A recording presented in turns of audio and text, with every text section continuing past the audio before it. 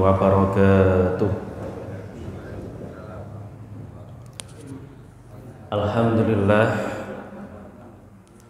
Alhamdulillahilladzi arsala rasulahu bil huda wa dinil haq liyudhhirahu 'alad dini kullihi wa kafa billahi shahida. Asyhadu an la ilaha illallah wahdahu la syarika lah wa asyhadu anna Muhammadan abduhu wa rasuluhu la nabiyya wa rasula ba'dah. Allahumma salli wa sallim wa barik ala nabiyyina Muhammad wa ala alihi wa ashabihi wa man tabi'ahum bi ihsanin ila yaumiddin. Qala Allah ta'ala fi kitabihil karim, a'udzu billahi minasy syaithanir rajim. Bismillahirrahmanirrahim. Ya ayyuhalladzina amanu taqullaha haqqa tuqatih wa la tamutunna illa wa antum muslimun. Wa qala aidan ya ayyuhalladzina amanu taqullaha wal tandur nafsum ma qaddamat lighad wa taqullaha innallaha khabirum bima ta'malun. Shadaqallahul adzim. Ma'asyiral muslimin jamaah Masjid Al-Mahdi rahimahumullah. Alhamdulillah, puji syukur kita panjatkan kehadirat Allah di pagi yang cerah ini, di pagi yang sejuk ini. Allah masih memberikan kesempatan kepada kita untuk tetap bisa melaksanakan ibadah, yaitu salat subuh dengan berjamaah dan dalam keadaan sehat walafiat. Mudah-mudahan Allah jadikan kita hamba-hambanya yang senantiasa istiqomah dalam ketaatan. Salawat ma'asalam mudah-mudahan tetap terlimpahkan kepada junjungan kita Nabiullah Muhammad sallallahu alaihi wasallam. Bapak Ibu hadirin jamaah Masjid Al-Mahdi rahimakumullah. Tak terasa kita sudah masuk di bulan Dzulqa'dah. Kurang berapa minggu kita masuk di bulan Dzulhijjah? 2 mingguan. Jadi semakin dekat dengan momentum Idul Adha. Maka sebelum saya masuk di materi kitab Al-Kabair, perlu saya ingatkan kembali, ayo kita sama-sama berlomba-lomba dalam kebaikan, ya, berlomba-lomba dalam kebaikan.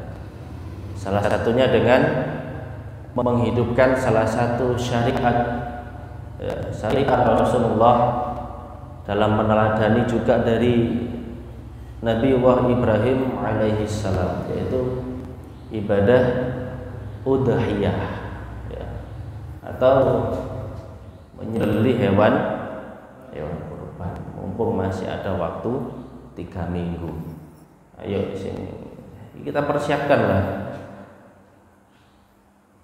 Saya sering mengatakan kurban itu bukan perkara mampu ataukah tidak mampu, tapi mau ataukah tidak mau. Ya, kalau kita kemauannya kuat, insya Allah bisa.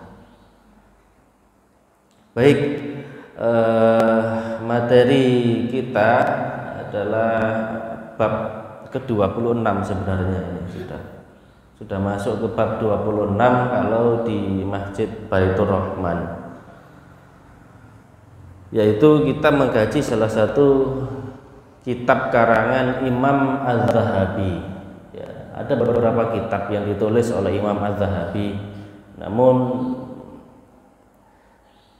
ada satu kitab yang penting untuk dibahas, yaitu kitab Al-Kabair. Memang dari kitabnya sudah saya pindahkan ke PowerPoint sehingga bisa dilihat, disampaikan dengan enak. Bab 26 ini tentang bagaimana dosa yang ke-26. Jadi ada 70 dosa di dalam kitab Al-Kabair.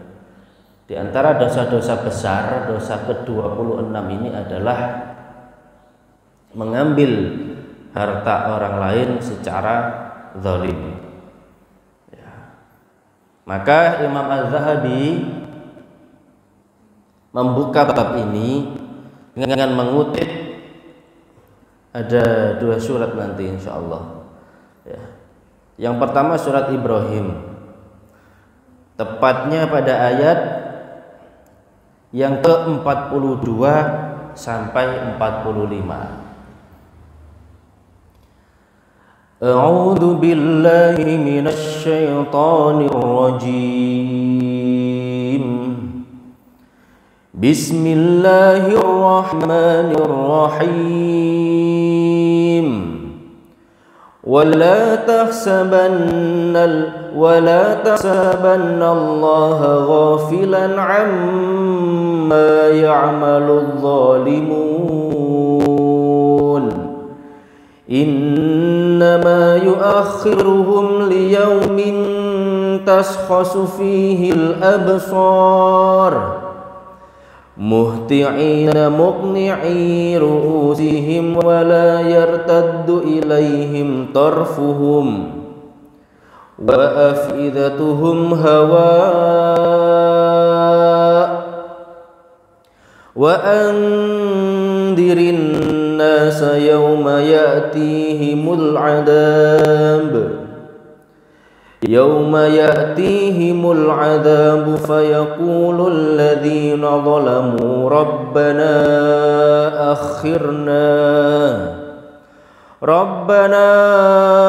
akhirna ila ajalin qarib nujib da'wataka wa nattabi'ir rusul awalam takunu aqsamtum min qablu ma lakum min zawal wa sakantum fi masakinil ladzina zalamu anfusahum wa tabayyana lakum kaifa fa'alna bihim wa darabna lakumul amsal. Kata Allah, dan janganlah sekali-kali kamu Muhammad mengira bahwa Allah lalai dari apa yang diperbuat oleh orang-orang yang zalim. Sesungguhnya Allah memberi tangguh kepada mereka sampai hari yang pada waktu itu mata mereka terbelalak. Jadi Allah tidak akan diam terhadap orang-orang yang berbuat zalim. Wabil khusus zalimnya ini adalah zaliman terhadap orang lain. Dalam Al-Quran itu kan dibagi 3. Ada golongan orang-orang itu yang zalimu linafsi, ya, zalim kepada dirinya sendiri. Ada yang muqtasid, ada yang ketiga itu sabiqum bil khairat, golongan yang terbaik, mereka yang selalu berlomba-lomba di dalam kebaikan. Mereka datang bergegas-gegas memenuhi panggilan dengan mengangkat kepalanya, sedang mata mereka tidak berkedip dan hati mereka kosong. Dan berikanlah peringatan kepada manusia terhadap hari yang pada waktu itu datang azab kepada mereka. Maka berkatalah orang-orang yang zalim, Rabbana akhirna ila ajalin qarib. Ya Allah, ya Tuhan kami, berikan tangguh kami, ya, walaupun dalam waktu yang sedikit, ya. Niscaya kami akan mematuhi seruan Engkau dan akan mengikuti Rasul-Rasul. Bukankah kamu telah bersumpah dulu di dunia bahwa sekali-kali kamu tidak akan binasa, dan kamu telah berdiam di tempat-tempat kediaman orang-orang yang menganiaya diri mereka sendiri, dan telah nyata bagimu bagaimana kami telah berbuat terhadap mereka dan telah kami berikan kepadamu beberapa perumpamaan. Jadi jangan sampai kita mengira orang-orang yang berbuat zalim itu akan dibiarkan oleh Allah. Mungkin di dunia aman, lepas dari jerat hukum, ya, lepas dari hukum dunia, karena mereka punya apa? Fulus. Hukum bisa dibeli, tapi hukumnya Allah kelak tidak bisa. Jangan dikira Allah siapkan pembalasan bagi mereka yang berbuat zalim. Maka dalam salah satu hadis qudsi, ya, Allah Subhanahu wa taala mengingatkan kita, ya, agar jangan sampai kita berbuat zalim. Apa kata Allah? Ya ibadi. Ya, hadis ini hadis rawahu Muslim, ya, Bukhari, ya, Ibnu Majah, dan diriwayatkan pula dalam hadis rawahu Ahmad. Apa yang Allah katakan? Ya ibadi, wahai hambaku, inni haramtu dzulma 'alan nafsi. Sesungguhnya aku mengharamkan kezaliman atas diriku. Allah tidak pernah berbuat zalim kepada hambanya. Wa ja'altuhu bainakum muharraman, dan aku jadikan pula kezaliman itu haram dikerjakan di antara kamu. Fala tadzalamu, maka janganlah kamu saling mendolimi. Maka hadis qudsi ini semakin menguatkan diri kita untuk jangan sampai berbuat zalim, ya, baik itu dengan lisan maupun dengan tangan. Al-muslimu, kata Nabi, muslim yang sebenar-benarnya, ya, adalah man salimal muslimuna min lisanihi wa yadihi, adalah seorang muslim yang menyelamatkan muslim lainnya dari keburukan lisan dan juga tangan. Dari keburukan lisan dan juga tangan. Bagaimana zalimnya tangan? Ya, salah satunya ini, mengambil harta orang lain dengan cara yang batil atau cara yang zalim. Maka ayat yang kedua ada di dalam surat Al-Baqarah ayat 188. Wala ta'kulu amwalakum bainakum bil batil wa tudlu biha ilal hukami litakulu fariqan min amwalin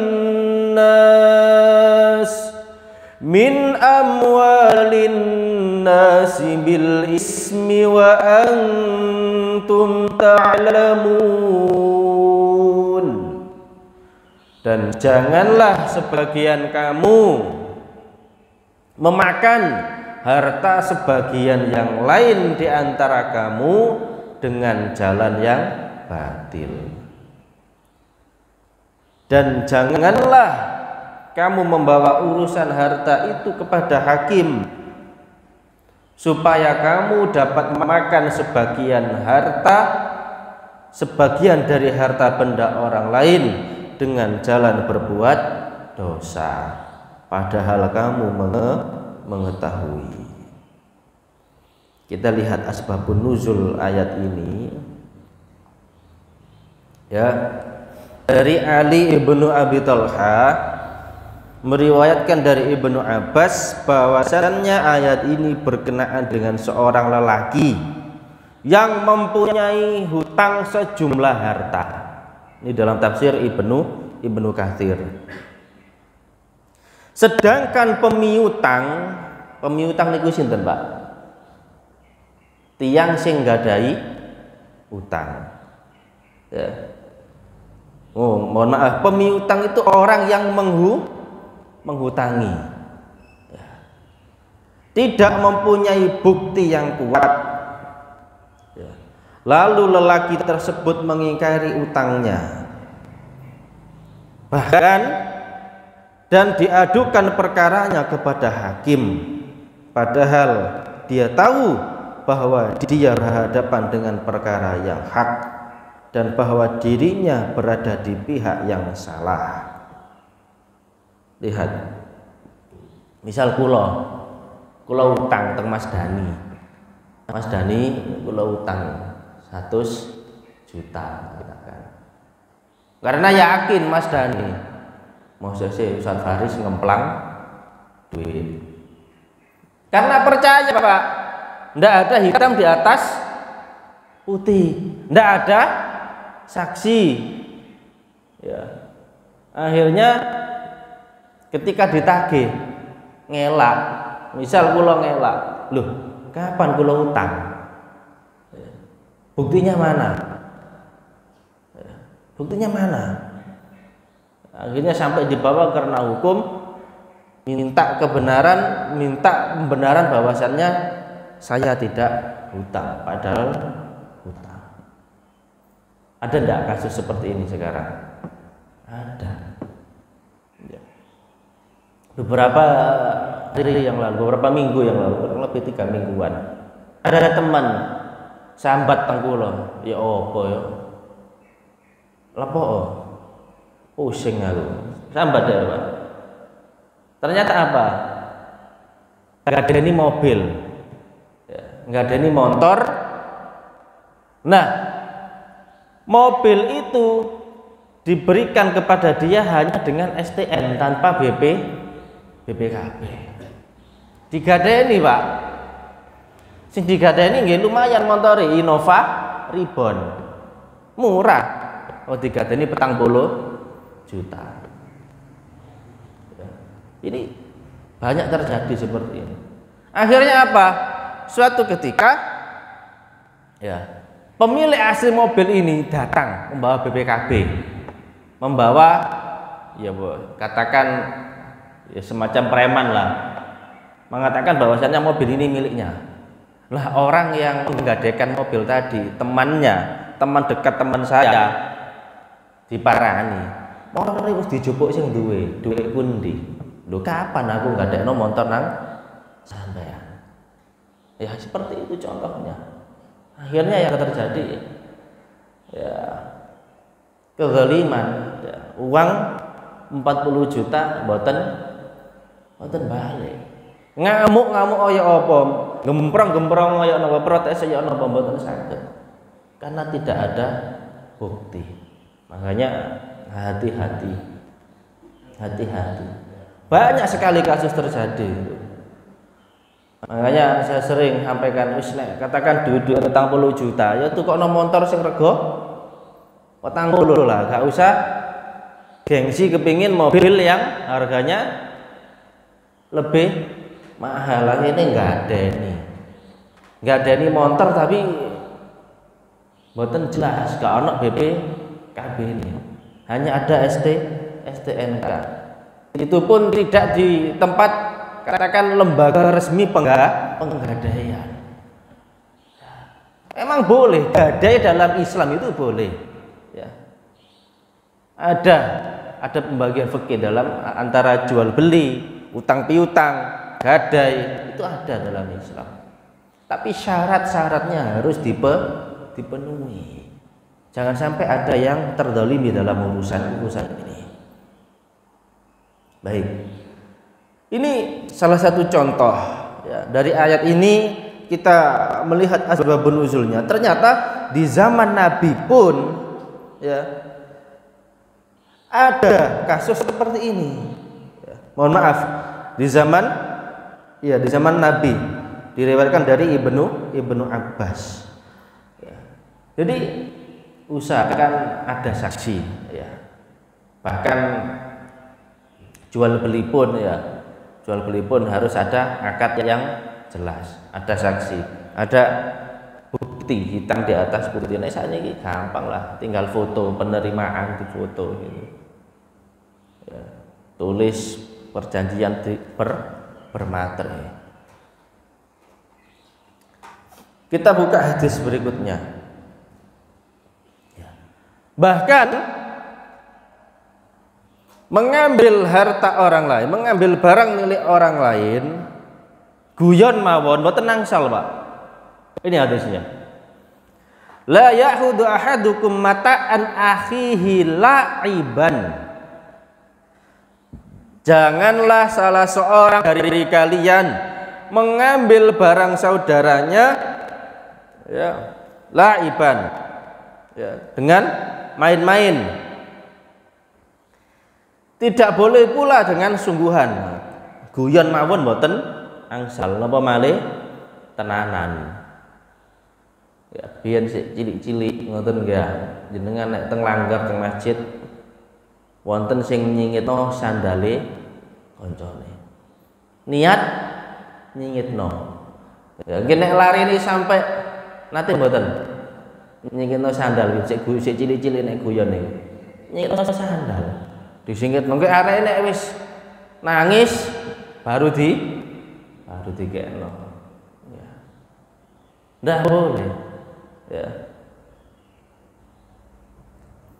Bahkan Nabi melarang ghasab itu mengambil tapi nanti dikembalikan. Ghasab itu namanya. Kalau saya di pondok dulu sandal ini sing gelek ilang, Pak. Makanya sandal kabeh niku sampai ditulisi ndamel napa silet niku ya dikerik niku jenenge. Ngoten mawon sik kober ilang, tapi mboten suwe. Katakan subuh hilang, maghrib mboten balik. Itu namanya ghasab. Ya. Ndak boleh. Ya. Apalagi mengambil barang orang lain dengan sungguhan. Ya, memang niat ingin mengambil barang orang lain. Makanya di antara dosa besar yang lainnya ada di bab tersendiri di kitab Al-Kabair ini adalah dosanya syarikun, yaitu dosa mencuri.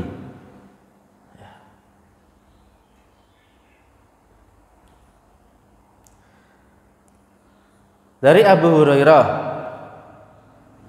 Rasulullah Shallallahu Alaihi Wasallam bersabda, nah ini hati-hati, ya hati-hati sekali.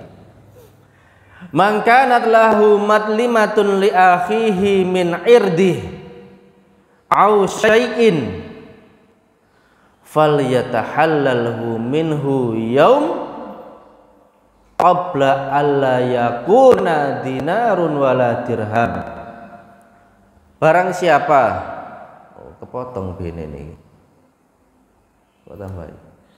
Barang siapa berbuat zalim kepada saudaranya dalam kehormatannya atau sesuatu yang lain atau menzalimi mengambil hartanya, maka hendaklah ia meminta kehalalan pada hari ini atau di dunia sebelum datang hari yang tidak lagi berguna dinar ataupun dirham. Lihat lanjutan hadis ini, hati-hati Pak. Ini yang harus kita perhatikan.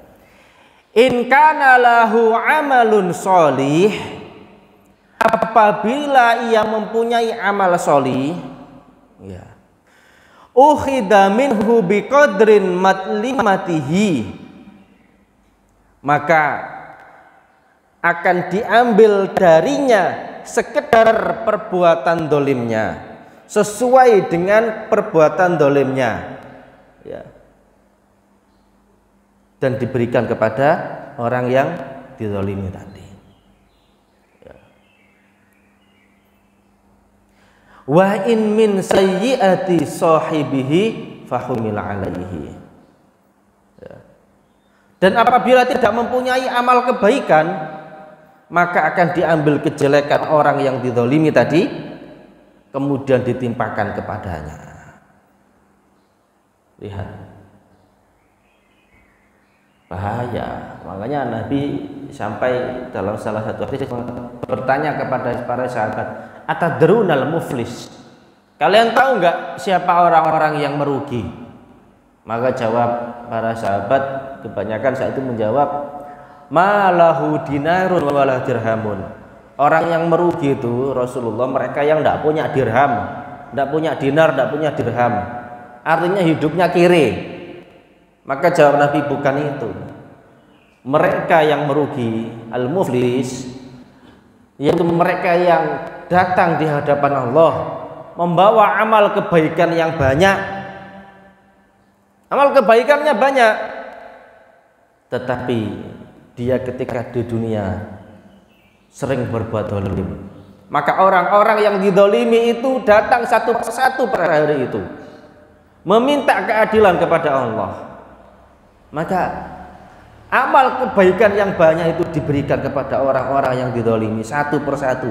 Dilongi, Pak. Ternyata masih banyak yang datang. Entek amal kebaikannya, maka amal keburukan orang yang dizalimi tadi ditimpakan kepadanya. Rugi dia.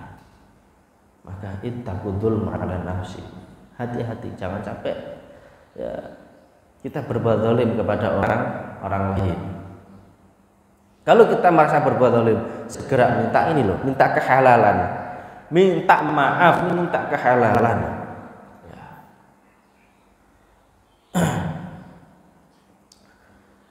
Apalagi hanya ini hadis berikutnya. Bahkan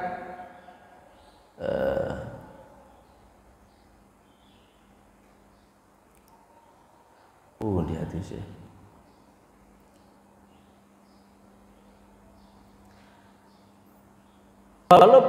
Walaupun hanya tongkat, katakan Nabi, ya, tidak pula dengan barang siapa mengambil tongkat saudaranya tidak dikembalikan. Lihat Pak, tongkat gede, giek, ya. Ini kan remeh. Atau mungkin jenengan nemu ya, polo lugur, pone tonggo jenengan lugur. Mateng, kemampu, ketok, jenengan pendet, jenengan maem, ya, harus minta kehalalan kepada si pemilik pohon tadi. Usahakan minta dulu, ojo gobo-gobo dicop. Ya. Ngomong sih, Ustadz lugur, iya walaupun jatuh, ya, kalau mboten dia lugur walaupun jatuh, tetap harus minta kehalalan dari si pemilik pohon. Ya. Nek sing duwe medhit, umpama sing duwe medhit, lho aja tuku seneng iki. Nggih, sampean harus ikhlas. Walaupun dalam hati gremeng, panjen medhit bin Allah. Ya. Nah ini harus difahamkan kepada anak-anak. Ya, kadang arek-arek kan ngerti wong duwe po sing duwe medhit, njaluk gak oleh, kesuwen. Bengi-bengi dikrotok kambe arek, diwadahi sak. Jangan ya. Walaupun hanya buah mangga, minta kehalalan. Ya, kalau boleh alhamdulillah, kalau nggak boleh kembalikan. Ya. Itu mangga ini loh dalam hadis ini. Tongkat kata Nabi. Tongkat.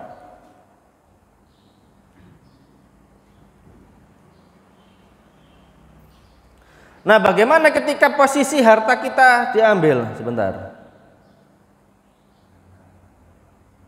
Nah, satu lagi. Perihal tanah, hati-hati Pak.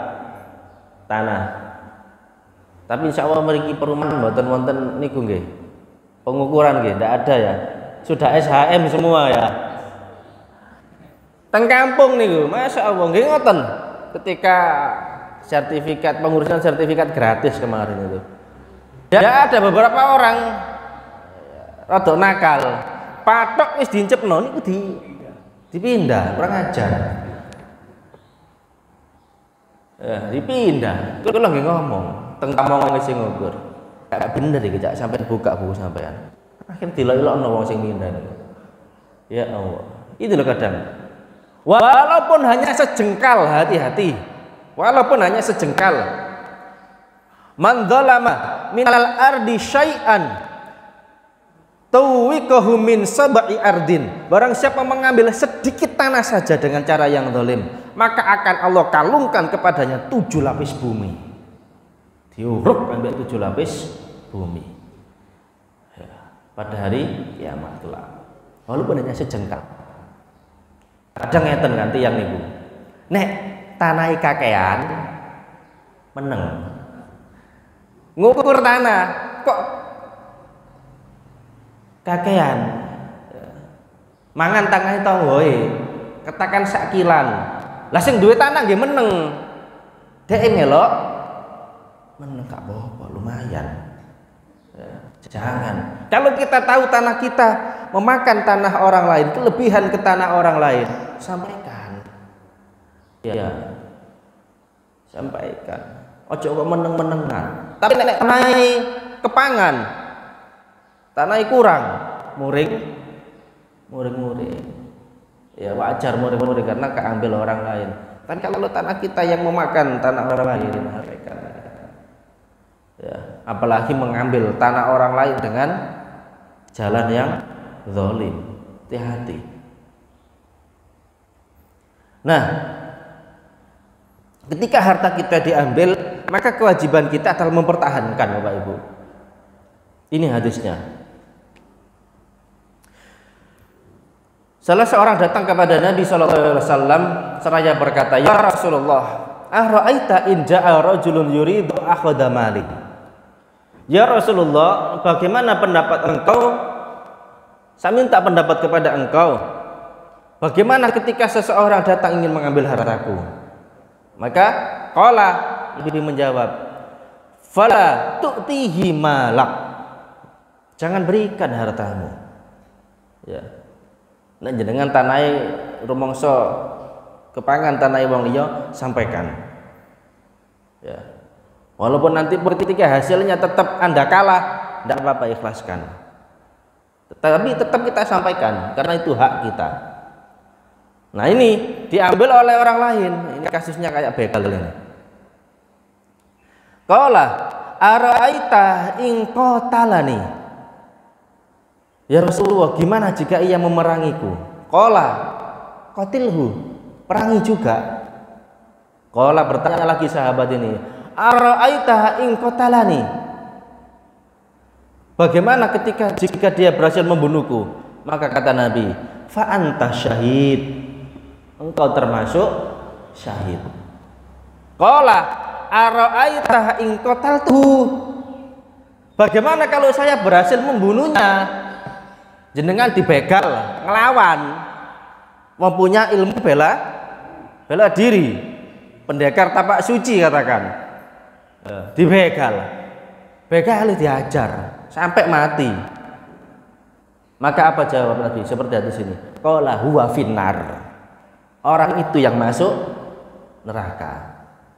Ya, kapan hari kasus di Lombok, ya, dibegal berapa orang Pak? 4 atau 2 itu ya, sampai meninggal. Ternyata orang yang membela diri yang menjadi tersangka, dibully sama netizen habis-habisan itu di media sosial, akhirnya dibebaskan. Ya, the power of netizen. Coba kalau gak dibully habis-habisan di media sosial, kok iso malah begal sing jadi korban gitu ya. Masya Allah. Inilah hadisnya. Wacana hadis ini. Bener sing ngateni begal niku. Niat merampas harta orang lain, si pemilik harta mempertahankan hartanya sampai orang yang hendak merampas itu meninggal dunia. Ya, duel ya. Qatil tuh kata Nabi, perangi, lawan. Ya. Umpamane jenengan sampai kalah, ya meninggalnya dalam keadaan syahid.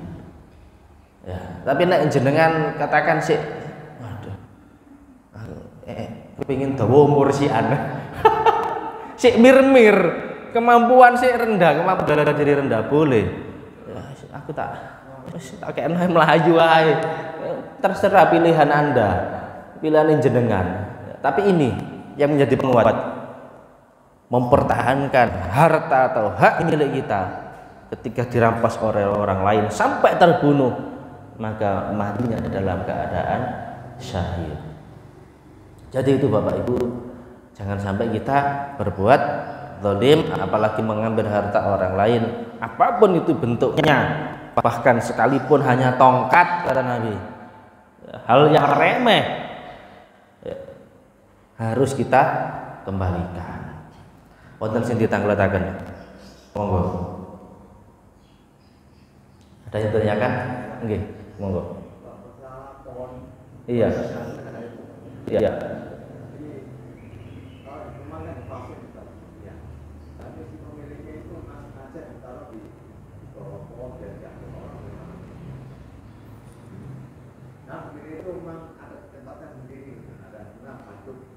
Oke.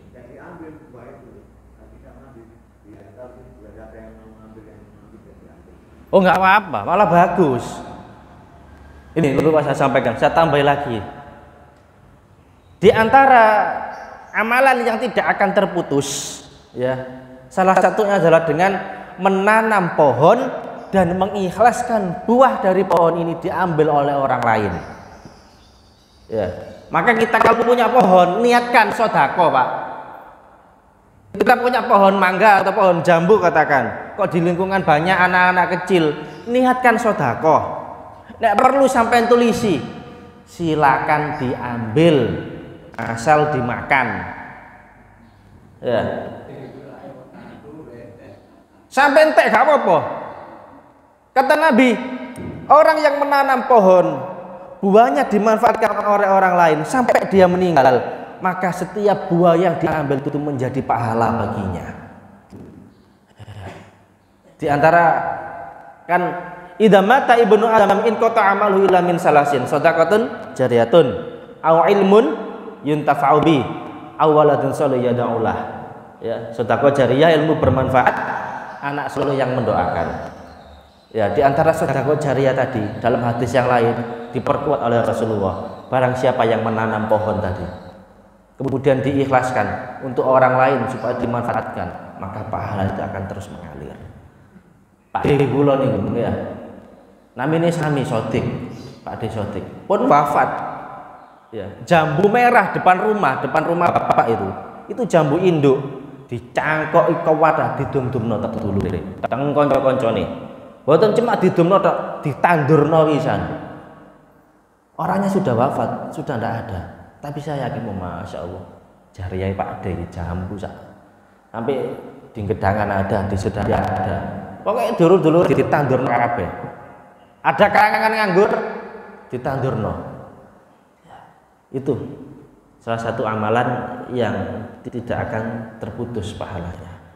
Insya Allah cekap nih, mudah-mudahan kajian kita pada hari ini membawa manfaat barokah bagi kita semuanya, dan mudah-mudahan Allah lapangkan rezeki kita agar mampu berkorban di tahun ini, ya, mampu berkorban.